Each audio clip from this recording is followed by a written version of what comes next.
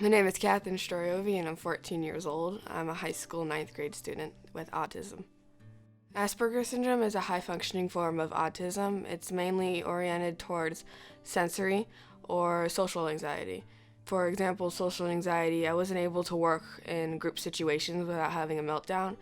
And for sensory, it would be like I couldn't wear jeans without having a meltdown, but now I'm able to. My mother saw an article about service dogs and how they can help people with like autism and Asperger's syndrome. And I was really attached to animals, so she said, why not give it a try? It's the only thing we got at the moment to use. One of the most important relationships in my life has been my service dog, Checkers. Checkers was my service dog for just over 4 years. He's taught me to self-advocate, he's taught me to self-soothe, and he's taught me more about my own disability through trial and error. I was bullied a lot as a child because I wasn't diagnosed right away, and people didn't understand me. Checkers was always there when I had like severe meltdowns, and he was there for comforting. I was able to realize that I was getting upset instead of fight or flight and having a meltdown, I was able to go over and pet Checkers and do self-soothing instead. Because I don't have any physical problems, people would come up to me and ask, why do I have a service dog? Are you blind or are you deaf? When people ask me these things, I try to teach them about autism and Asperger's syndrome because most people don't understand what it is and never heard of it before. To understand how animals and people with autism or Asperger's syndrome can help each other, not just the animal helping the disabled person, but the disabled person is helping by giving a friend to an animal, and to understanding each other and getting a bond that they really both need, whether it's for soothing and advocating and understanding Asperger's syndrome, or just the dog being able to have a great life with the person and have someone that they truly love. On December 23rd, I woke up to find that Checkers was laying on his bed and he wasn't reacting to anything.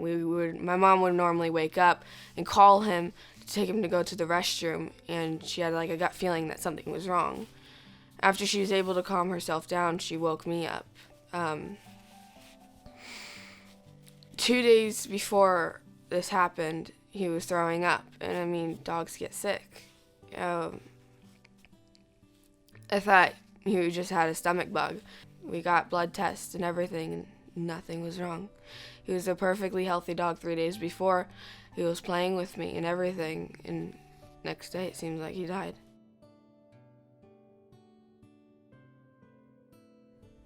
It's hard. It's really hard. I'm not used to it yet because it doesn't feel like it was that long ago. Like, I mean, when I think back on Checkers, yeah, I cry because he was like my baby to me.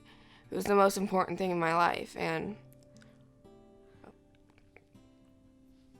I don't know what to do anymore. I mean, I go to my mom, and that's all I have anymore because I don't have my dog. That's why I want hope, because it's still really hard without him.